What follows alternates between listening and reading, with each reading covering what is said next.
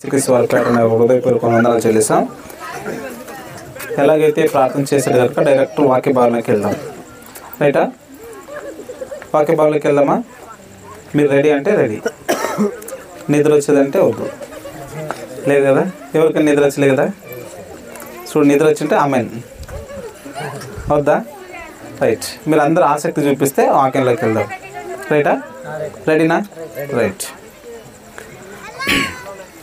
గత వారంలో చెప్పిన అంశం మీకు గుర్తున్నదని నాకు గుర్తు కనుక నేనే మీకు గుర్తు చేస్తా. గుర్తుందా? లేదు కనుక నాకు గుర్తు చేసిన బాధ్యత నా మీద ఉంది కనుక మళ్ళీ మీకు గుర్తు చేసి మరి ఈరోజు వాక్య భావనలోకి వెళ్దాం. మొదటిగా దేవుని ఎదురు నుండి మానవులకు పిలుపులు అని మాట్లాడుతున్నాం. అందులో మొట్టమొదటిగా ఒక అంశం పెట్టి మాట్లాడుకున్నాం. దేవుని ఎదురు నుండి మనుషులకి 7 లేక 8 భాగాలుగా దేవుడు మనుషులను పిలుస్తున్నాడు.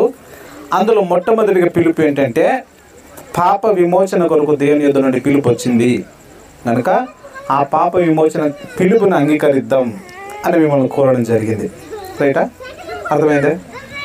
దేవుడు మనుషులకి పిలుస్తుంటే అది 7-8 రకాలుగా ఉంటే మొదటి పిలుపు ఏంటంటే పాప విమోచన కొరకు దేవుడు పిలుస్తున్నాడు అని మీకు తెలియజేయడం జరిగింది. రెండవదిగా పోయిన వారం మాట్లాడుకున్నది అంశం ఏంటంటే గుర్తుందా? లేదు. రక్షణ కొరకు పిలుపు, రక్షణ కొరకు దేవుని పిలుపు అని రెండవ భాగం మాట్లాడారు. ఇప్పుడు మూడో భాగము పరిస్థితిని బట్టి చూస్తుంటే 4వ భాగం మాట్లాడుకుంటేనే బాగుంది అనిపించింది, కానీ పద్ధతి చెడిపోతుందని 3వ భాగమే మాట్లాడాలి అని అనుకుంటున్నాం. 4వ భాగం అంశం ముందే చెప్తా. ఎందుకనంటే ఇప్పుడు మీరందరూ ఫోన్లు చూస్తుంటారు. ఒక వ్యక్తి చచ్చిపోయాడు, పాస్టర్ గారు. రైటా? యాక్చువల్లీ అది 4వ భాగంలో వస్తుంది. యాక్చువల్లీ అంశము 4వ భాగంలో వస్తుంది, కానీ ఇప్పుడు చెప్తే మీకు వద్దులే, ఇది మిస్ అవుతుందని దేవుని చిత్తం అయితే 4వ భాగంలో ఏం జరుగుతుంది, దేవుడు దేని కొరకు పిలిచాడు 4వ భాగం మాట్లాడుకున్నాం. ఇప్పుడు 3వ భాగంలో ఏంటంటే మొదటి భాగం ఏంటి? పాప విమోచన కొరకు దేవుని యొద్ద నుండి పిలుపు వస్తే రెండవ భాగాన్ని రక్షణ కొరకు దేవుడు పిలిచాడు. ఇప్పుడు 3వ భాగం ఏంటంటే క్రూరత్వం నుండి మనిషిని పిలుస్తున్నాడు. క్రూరత్వపు నుండి పిలుపు. 3వ భాగం ఏంటి? క్రూరత్వం నుండి పిలుపు. క్రూరత్వం మాకెక్కడ ఉంది సార్ అంటారేమో, మాట్లాడుకున్నాం అంతేగా. క్రూరత్వం నుండి దేవుని పిలుపు. మొదటిదేమో పాప విమోచన కొరకు దేవుని పిలుపోయింది, రక్షణ కొరకు దేవుని పిలిపోయింది. క్రూరత్వం నుండి దేవుడు పిలుస్తున్నాడు. క్రూరత్వం నుండి దేవుడు పిలిస్తే ఏం చేస్తాడంటే ఈ క్రూరత్వం మనుషులోనికి ఎందుకు వచ్చింది, ఎలా వచ్చింది అని అంటే అహం. ఈ మనుషుల్లోనికి క్రూరత్వం ఎప్పటి నుంచి ప్రాకింది అని అంటే నాకన్నా ఒక గొప్పగా ఎదిగితే మనిషికి క్రూరత్వం పెరుగుతుంది. ఉదాహరణకి మనకు అర్థమయ్యేవాగా మనకు బాగా సుపరిచితులైన ఒక 2 వ్యక్తుల్ని మేము ముందు పెడుతున్నా, తర్వాత మళ్ళీ 2 వ్యక్తులను ముందు పెడతా. మొట్టమొదటిగా క్రూరత్వం ఎక్కడ ప్రారంభించింది అంటే మొట్టమొదటి మానవులైన అవ్వమ్మ మరియు ఆదాము గారికి పుట్టిన 2 పిల్లల మధ్యలో క్రూరత్వం ప్రారంభమైంది. పిల్లలు ఆ క్రూరత్వం ఎలాంటిది అని అంటే తమ్ముడు అర్పించిన ఆ బలి లేక తమ్ముడు అర్పించిన యజ్ఞం లేదా బలి దేవుడు మెచ్చుకుంటే అదే కయ్యను అర్పించిన బలిని దేవుడు అంగీకరించలేదు. ఏబేలు గారు అర్పించిన ఆ బలిని దేవుడు స్వీకరించి కయ్యను గారు అర్పించిన ఈ బలిని స్వీకరించలేకపోవడం వలన ఏం జరిగిందంటే నాకన్నా నా తమ్ముడు గొప్పవాడైపోయాడు. నాకన్నా నా తమ్ముడు గొప్పవాడైపోయాడు. ఎట్లయినా చేసి వాడిని చంపారు.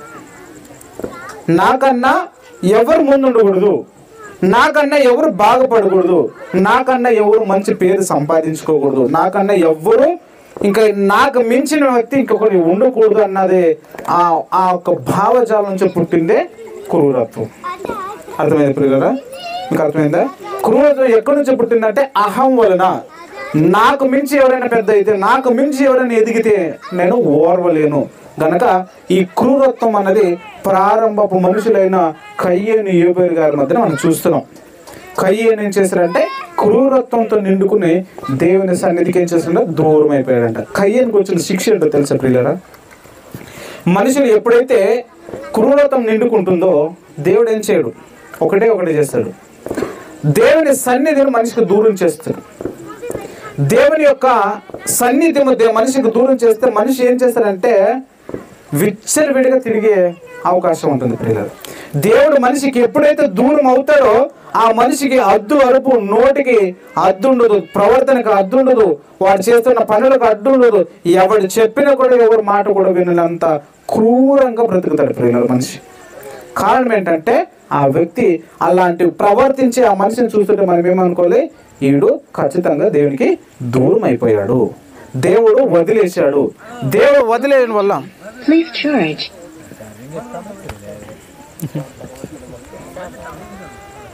దేవుడు వదిలేయడం వలన ఏమైందనంటే ఈ మనిషిలోకి క్రూరత్వం వచ్చింది. ఈ మనిషి యొక్క క్రూరత్వం పెంచుకోవడం వల్ల దేవుడు దూరం అయిపోయాడు. అయితే దేవుడు దగ్గర అవ్వాలంటే ఏం చేయాలి?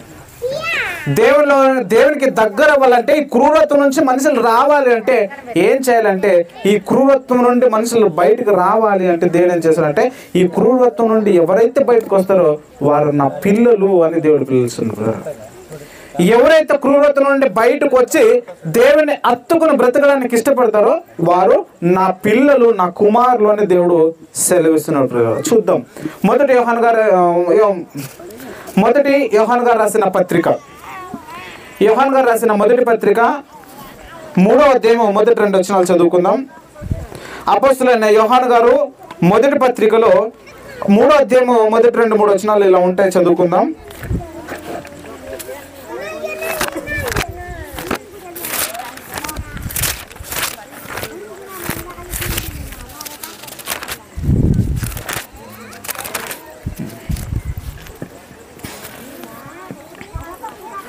చదవండి, దొరికిన వాళ్ళు చదవండి. రాజానా నువ్వే నాకు దిక్కు.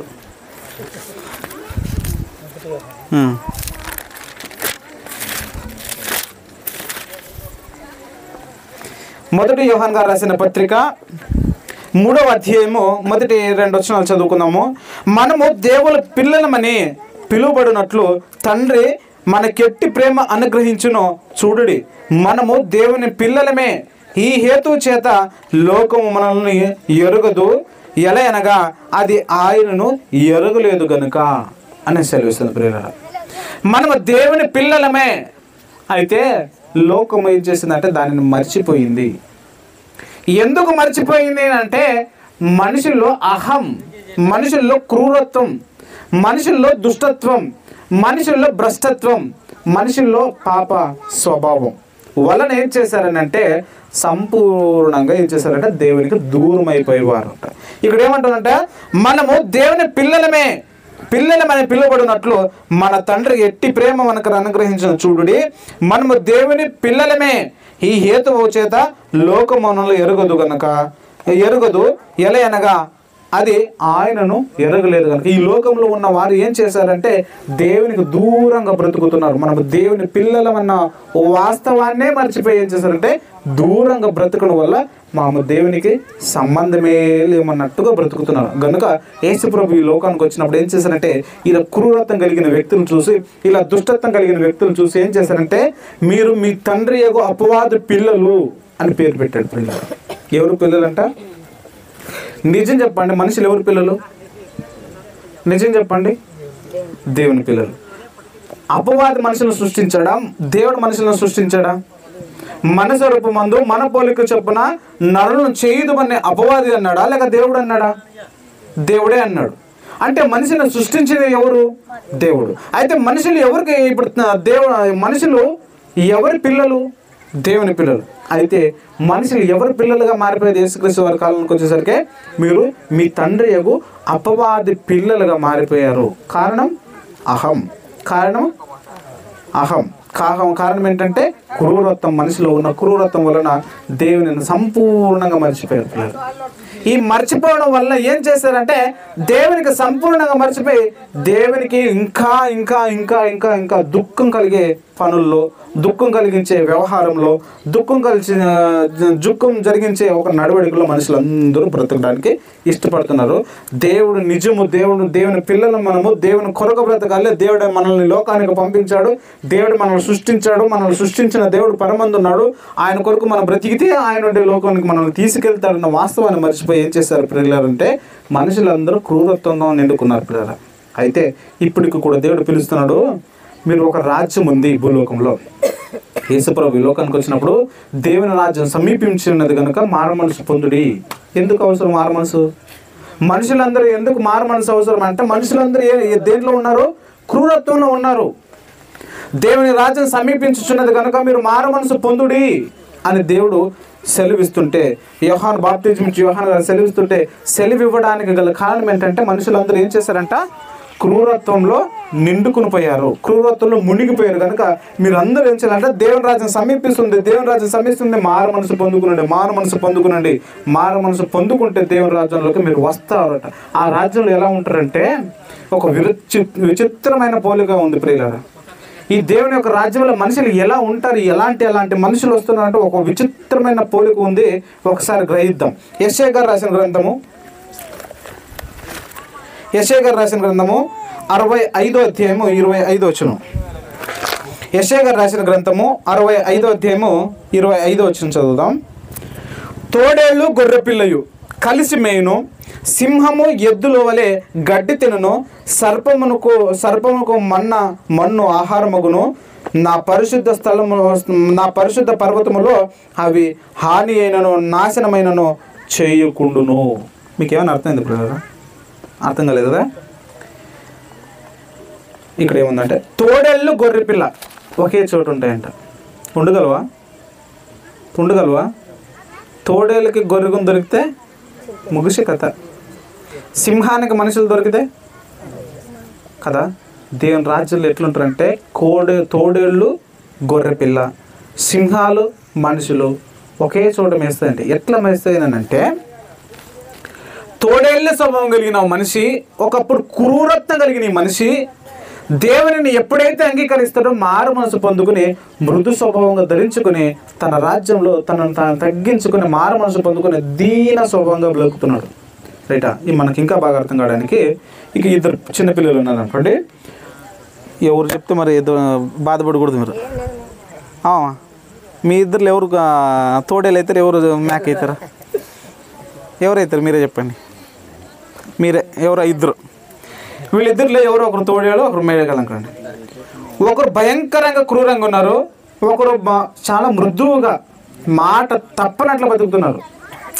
మాట చెప్తే నీవు ఎంత పెద్ద పని అని చెప్పు, ఎంత చిన్న పని అని చెప్పు, మాట తప్పకుండా ఎంత వినయతతో బతుకుతారో ఒకరు.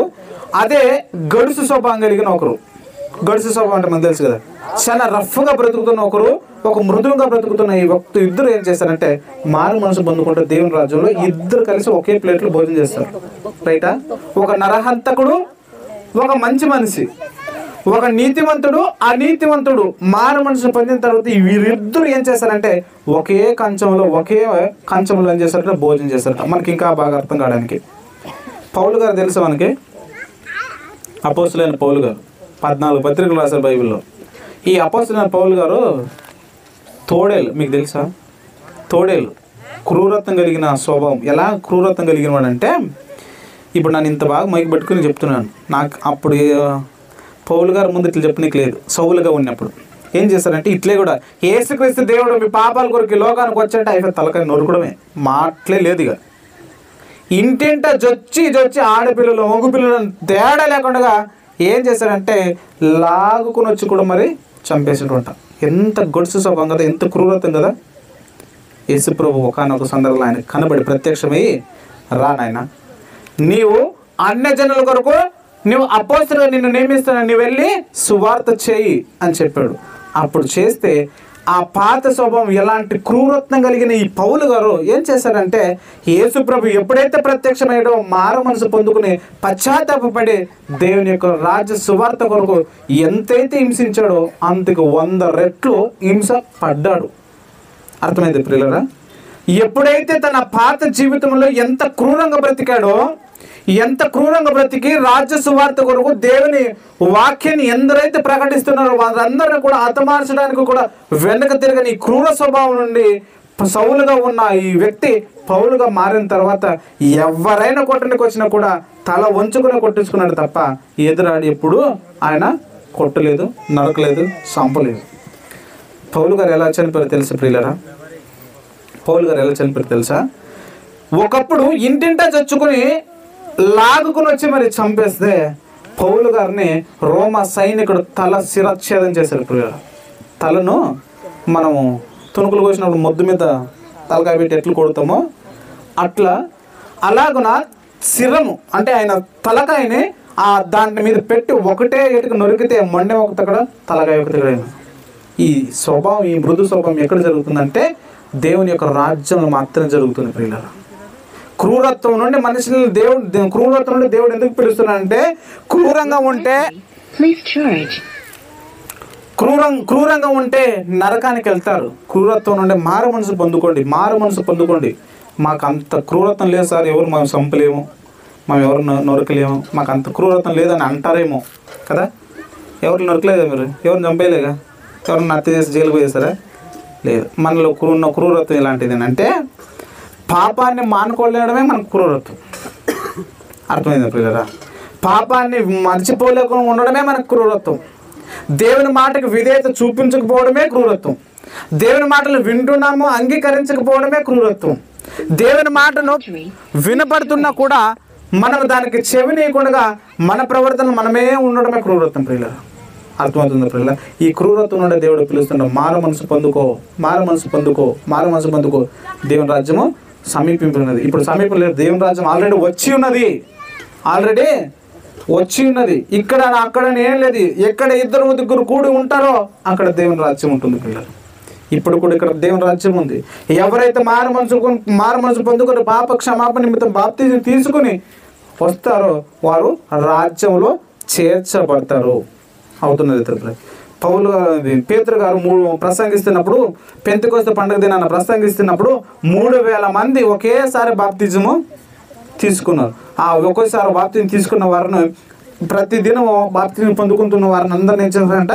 పరిశుద్ధాత్ముడు వాళ్ళలోనికి సహవాసంలోనికి కలుపుతున్నాడంట. రాజ్యంలోకి చేర్చుచుండిరి, అపోస్తలుల యొక్క సహవాసంలోనికి వారిని చేర్చుచుండిరి అని ఉంటుంది. అంటే దేవుని యొక్క రాజ్య స్థాపన ఎప్పుడు జరిగిందంటే 2000 సంవత్సరాల క్రితం జరిగింది. ఆ క్రితం జరిగిన మునుపు ఏం చేశాడంటే దేవుడు మనుషులను క్రూరత్వం నుండి పిలిచాడు, ఇప్పటికీ పిలుస్తున్నాడు. దేవుని రాజ్యము మన మధ్యన ఉంది, ఇక్కడ అక్కడ భేదం లేదు కనుక దేవుడు పిలుస్తున్నాడు. ఆ క్రూరత్వం నుండి మనిషి మల్లుకొని మారు మనసు పొందుకుని క్రూరత్వం నుండి బయటకు వస్తే, ఆ బయటకు వచ్చి క్రూరత్వం నుండి మానుకుని దేవుని రాజ్యంలోకి వస్తే దేవుడు ఏమంటున్నాడో చూద్దాం. యోహాను గారు రాసిన సువార్త 1:12 చదువుకుందాం. యోహాను గారు రాసిన సువార్త 1:12 చదువుకుందాం. తన్ను ఎందరు అంగీకరించరో వారందరికీ అనగా తన్ను ఎందరు అంగీకరించరో వారందరికీ అనగా తన నామమందు విశ్వసించే వారందరికీ దేవుని పిల్లల కొట్టుకు ఆయన అధికారము అనుగ్రహిస్తుందంట. అధికారం అవసరమా వద్దా? మనకి అవసరమా వద్దా? దేవుని పిల్లల కొట్టుకు అధికారం ఇస్తున్నాడంట. అధికారం కోల్పోయామా? దేవుని పిల్లలంగా ఉండడానికి అధికారం కోల్పోయాం. ఎలా కోల్పోయామనంటే మన ప్రవర్తన వలనే, మన స్వభావం వలనే, మనం చేస్తున్న క్రియల వలనే, మనం మాట్లాడుతున్న మాటల వలనే దేవుని పిల్లలుగా ఉన్న మనము ఏం చేసామంటే దేవునికి దూరంగా వెళ్ళి క్రూరత్వంలో మునిగిపోయాం. ఆ క్రూరత్వంలో మునిగిపోతున్న మనకు ఇప్పటికీ కూడా దేవుడు మనలను వాక్యం ద్వారా పిలుస్తున్నాడు ప్రియులారా. దేని కొరకు పిలుస్తున్నా అంటే మీకు నన్ను అధికారం ఇస్తున్నా, నా పిల్లలను చెప్పుకోవడానికి లేక మా పిల్లలను పిలుచుకోవడానికి నేను మీకు అధికారం ఇస్తున్నా. రండి, మారు మనసు పొందుకోండి, పాప క్షమాపణ నిమిత్తం బాప్తిజం తీసుకోండి, రాజ్యంలోకి చేర్చబడండి. ఈ రాజ్యము ఏంటంటే నీ తండ్రి రాజ్యము, నీ రక్షకుని రాజ్యము, ఆ పరిశుద్ధ ఆత్మ యొక్క రాజ్యము. ఈ రాజ్యంలో చేరితే ఏం జరుగుతుందంట? ఈ రాజ్యం చేరితే నిత్యత్వంలోనికి మనకు తీసుకెళ్తారు ప్రియులారా. పరలోకానికి మనకు తీసుకెళ్ళి ఒక రాజ్యంలో మనం కట్టబడుతున్న ప్రియులారా. ఇక్కడ భూలోకంలో పరలోక రాజ్యంగా ఉంటే ఒకనొక సందర్భంలో ఎత్తబడే గుంపులో మనం ఉంటే ఈ పరలోక రాజ్యాన్ని తీసుకెళ్ళి పరలోకానికి మనల్ని చేస్తుంది పిల్లరా. ఈ క్రూరత్వం నుండి మనల్ని దేవుడు ఇప్పటికీ పిలుస్తున్నాడు. దేవుని పిల్లలు ఒకటకు పిలుస్తున్నాడు. దేవుని పిల్లలు అవడానికి అధికారం ఇస్తున్నాడు. ఈ పిల్లలు అవడానికి దేవుని పిల్లలు అవ్వడానికి దేవుడు అధికారం ఇస్తే తండ్రిని మనం ఏమని పిలుస్తున్నాం పిల్లరా? ఏమని పిలుస్తామో అది కూడా బైబిల్లో ఉంది. ఒకసారి చూద్దాం. గలతీయులకు రాసిన పత్రిక గలతీయులకు రాసిన పత్రిక 4వ అధ్యాయము 5వ వచనం 6వ వచనం చదువుకుందాం డైరెక్టర్గా.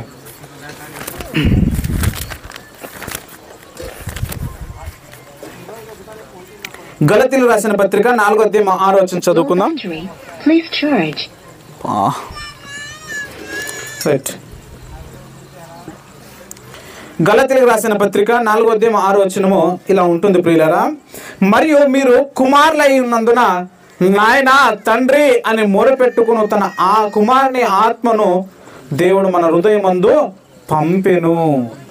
దేవుని యొక్క ఎప్పుడైతే మనము బాప్తిజం పొందుకుంటాం, మారు మనసు పొందుకుని పాప క్షమాపణ బాప్తిజం తీసుకుంటాం, మనకి ఏమి ఇస్తారంటే అధికారము.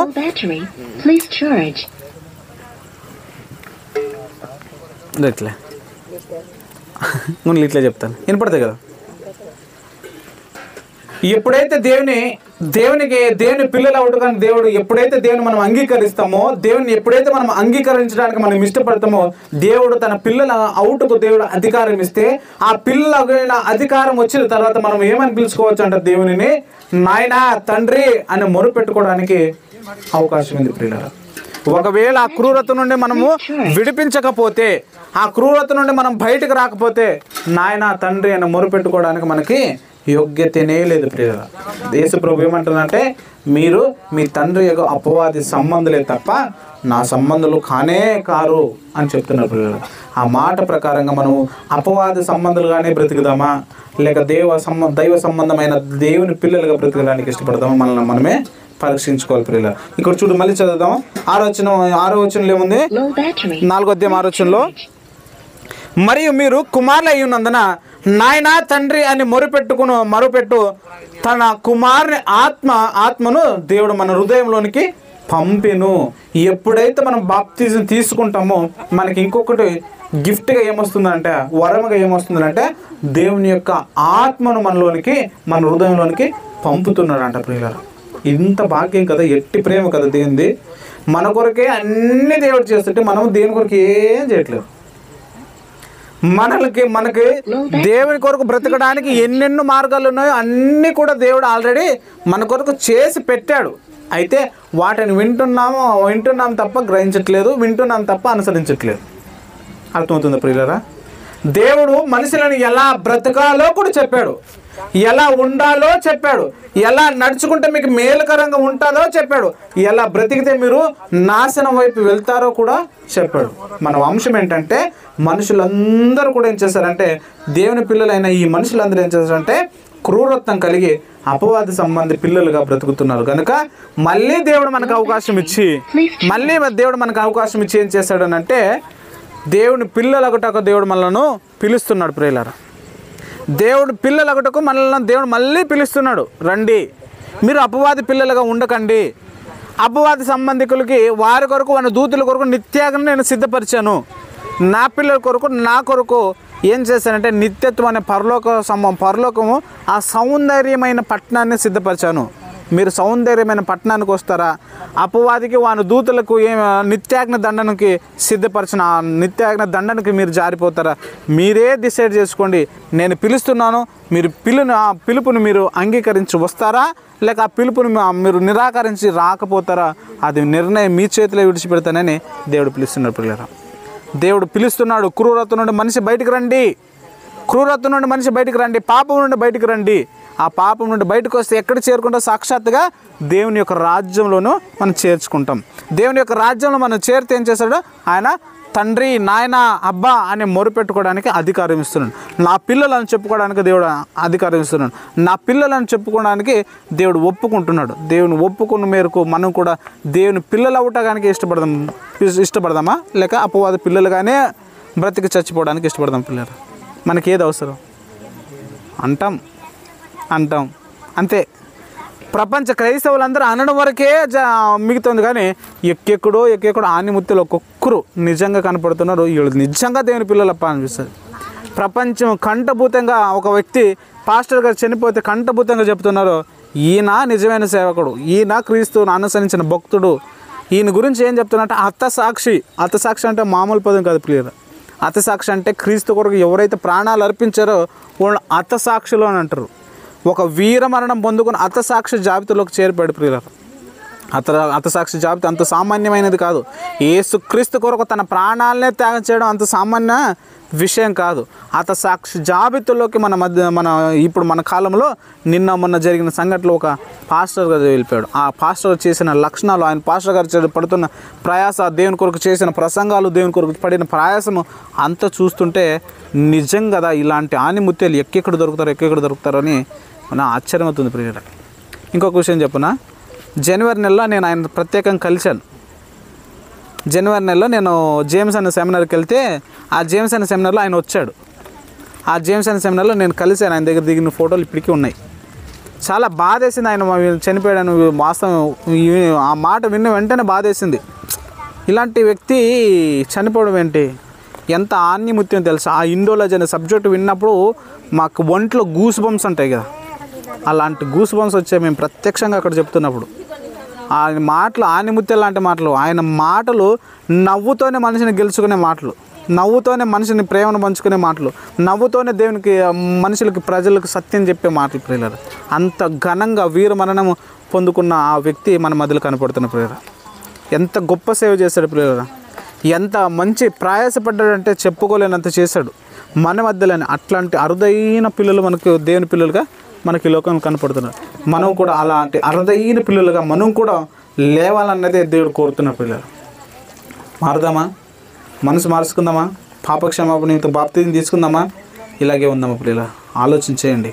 క్రూరత నుండి దేవుడు మనల్ని పిలుస్తున్నాడు, రక్షణలోనికి మనం పిలుస్తున్నాడు. రక్షణ పొందుకుందాం, క్రూరతను మానుకుందాం, దేవునికి ఇష్టానుసారంగా బ్రతుకుదాం. దేవుడు మనలను నా పిల్లలు అని ఒప్పుకుంటున్నాడు పిల్లలు. ఈ ఒప్పుకోవడము నీకు నాకి శ్రేయస్కరం. ఈ ఒప్పుకోవడము, నా పిల్లలని చెప్పుకోవడం, దేవుడు నా పిల్లలని చెప్పుకోవడము నీకు నాకు అది శ్రేయస్కరం. దేవుడు మీరు అలాగే ఇంకొక గ్రూపు ఉంది.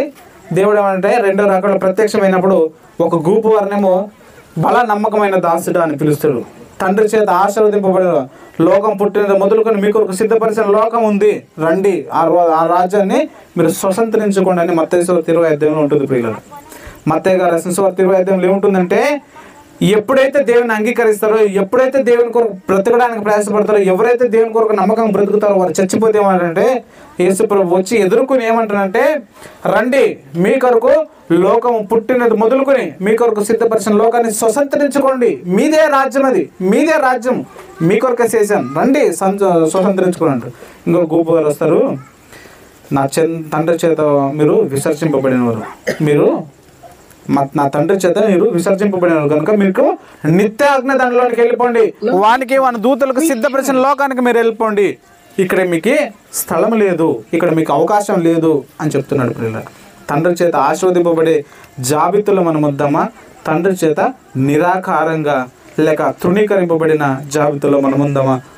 మనమే పరిశీలించుకుని దేవుని యొక్క పిలుపు మేరకు క్రూరత్వం నుండి బయటకు వచ్చి మారు మనసు పొందుకుని పాపక్షమాపణ నిమిత్తం బాప్తిజం తీసుకుంటే ఆయన యొక్క రక్షణ మార్గంలో మనం బ్రతికితే నిత్యత్వంలో మనము అందరూ కూడా దేవునితో ఆనందంగా గడిపే ఒక ఆ మధురమైన అనుభూతిని దేవుడు మనకు అనుగ్రహిస్తాడు. నా పిల్లలని దూతల ద్వారా దూతలేట ఒప్పుకుంటాను పిల్లలు. ఆ ఒప్పుకోలకు మనము ఆయన నమ్మకాన్ని మనం ఒమ్ము చేయకుండా మనము కూడా దేవునికి నమ్మకంగా పిల్లలమే అని బ్రతికే ఒక తత్వం కలిగి, ఆ స్వభావం కలిగి, ఆ మాటకు కట్టుబడుతూ దేవుని మాటలు అనుసరించి బ్రతకాలని మిమ్మల్ని నన్ను అందరినీ హెచ్చరిస్తూ నా మాటలు ముగిస్తూ ఇంతవరకు ఓపిక విన్న మీ అందరికీ కూడా మన ప్రభు రక్షకుడు యేసుక్రీస్తు వారి పేరిట నా హృదయపూర్వక వందనాలు చెల్లిస్తూ నా మాటలు ముగిస్తున్నాను. అర్థమైంది?